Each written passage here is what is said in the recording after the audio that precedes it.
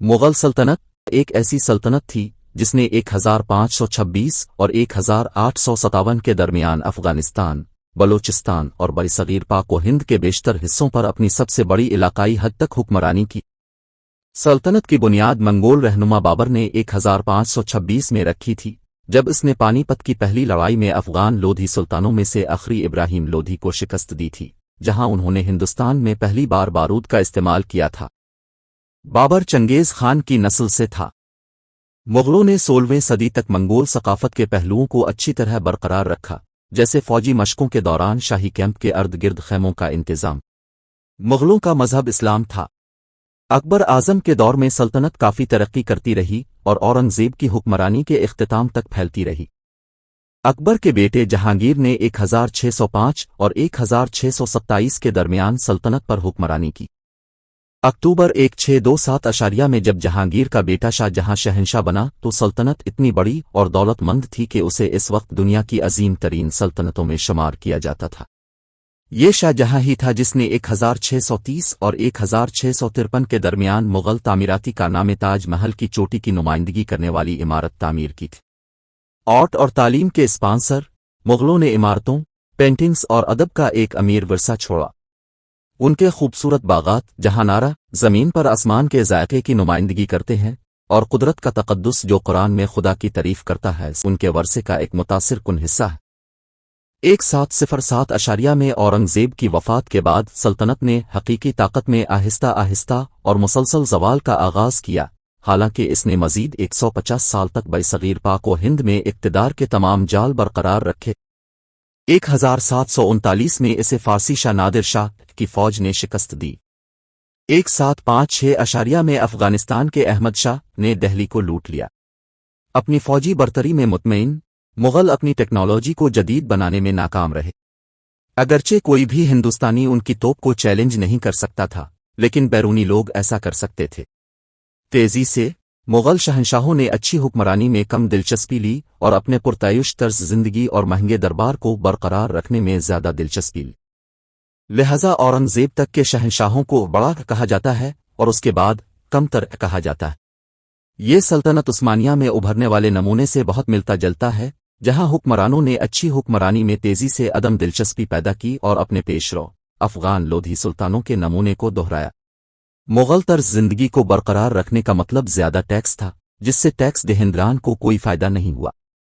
ज़राअत तकनीकी तरक्की में बहुत कम रकम की सरमायाकारी की गई थी। माशी खुशहाली को रियासत की सलामती के लिए खतरा समझा जाता था और इसी वजह से इसकी हौसला शिकनी की जाती थी। ज्यादा अमीर लोग हथियार खरीद सकते थे और बगावत कर सकते थे। मकामी गवर्नरों ने इसका फायदा उठाते हुए अमली तौर पर मरकज से आज़ादी का ऐलान किया, जिसे जल्द ही बरतानवी और फ्रांसीसियों की मदद और हौसला अफजाई मिली। 1616 में मुगलों के साथ इब्तिदाई मुआहदे के तहत अंग्रेजों ने सबसे पहले फैक्ट्रियां तामीर कीं। 1765 में इलाहाबाद के मुआहदे में उन्होंने बंगाल, बिहार और उड़ीसा में टैक्स बढ़ाने और इंतजामी इख्तियारात हासिल किए, जिसके बाद मुगल शहंशाह उनकी कठपुतली बन गया। उन्होंने 1857 में सल्तनत को तहलील कर दिया।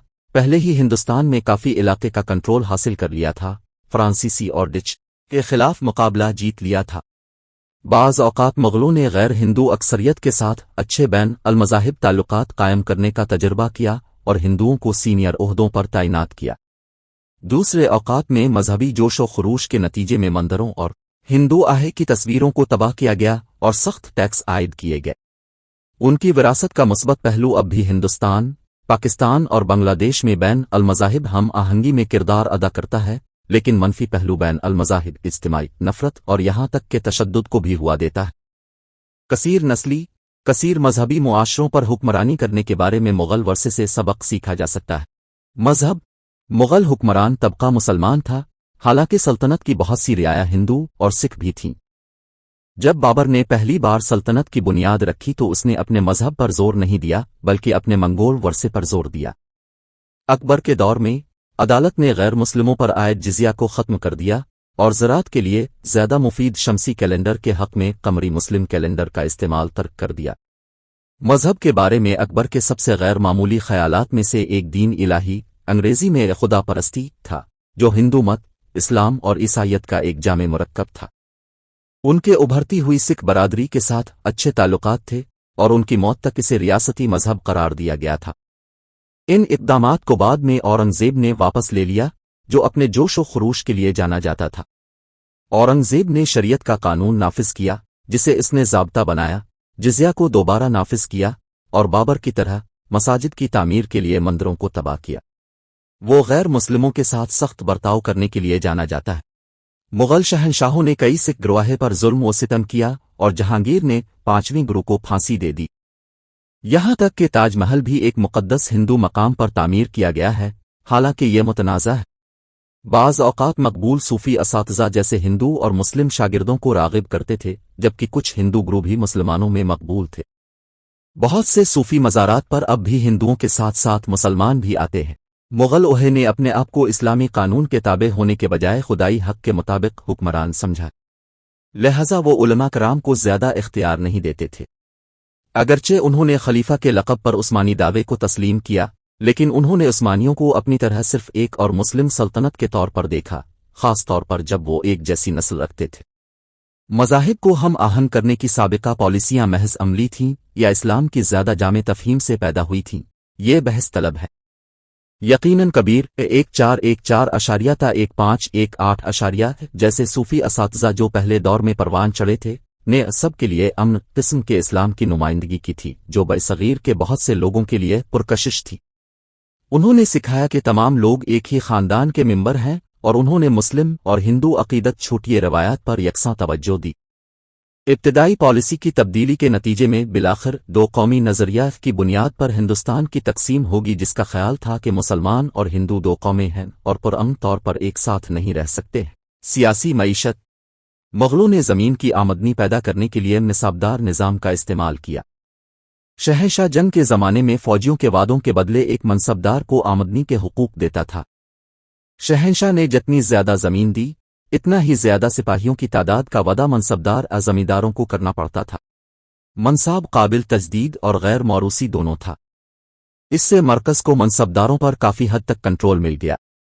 بڑھتے ہوئے بھاری ٹیکسوں کے نتیجے میں ابتدائی طور پر مغلوں نے حد سے زیادہ ٹیکس عائد نہیں کیا تھا۔ بغاوت کی حوصلہ افزائی کی گئی کیونکہ مقامی لوگوں نے شاندار مغل دربار پر خرچ کی جانے والی رقم پر اعتراض کیا۔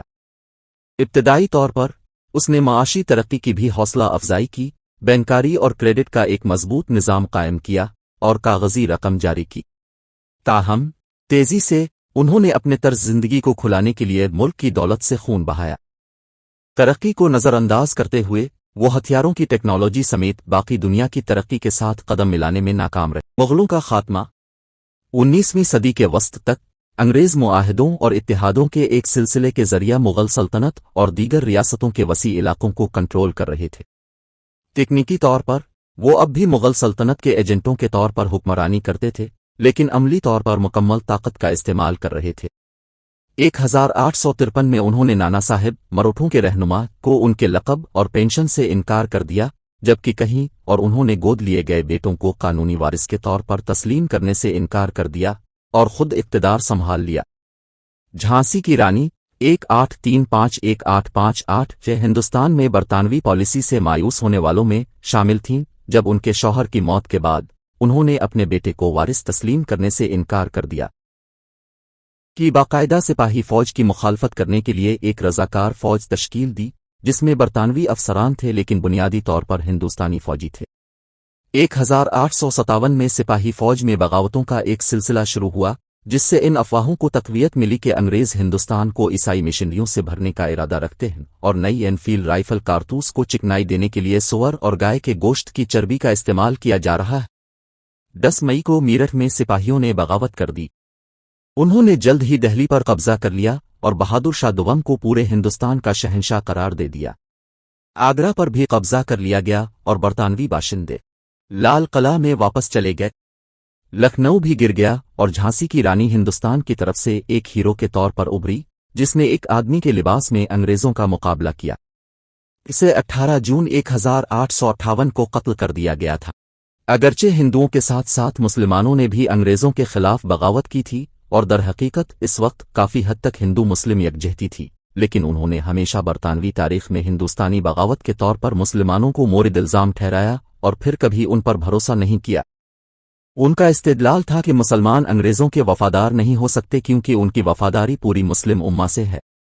بغاوت کے دوران کچھ مسلمانوں نے اسے جہاد کا نام دیا، جس کا مطلب یہ تھا کہ وہ غیر مسلم حکمرانی کے سامنے سر تسلیم خم نہیں کریں گے بلکہ کافر اقتدار کے خلاف جد و جہد کرنا الہی ذمہ داری ہے۔ بغاوت کی اصطلاح شاید ہی مناسب ہے کیونکہ مغل شہنشاہ اب بھی خود مختار تھا اور اپنی قانونی حکمرانی کے خلاف بغاوت نہیں کر سکتا تھا۔ تاہم بہادر شاہ دوم کو غداری کا مجرم پایا گیا اور برما جلاوطن کر دیا گیا۔ ملکہ وکٹوریہ کو ہندوستان کی ملکہ قرار دیا گیا اور برطانیہ نے ایسٹ انڈیا کمپنی کو ختم کرتے ہوئے اس کے ہندوستانی اثاثوں کا براہ راست کنٹرول سنبھال لیا۔ انہوں نے دلیل دی کہ ہندوستانی خود کو مناسب طریقے سے چلانے سے قاصر ہیں اور بدعنوان ہندوستانی شہزادوں کو باقاعدگی سے ہٹانے کی اپنی الحاق کی پالیسی کو جاری رکھے ہوئے ہے۔ ہندوستان برطانوی سلطنت کا زیور بن گیا۔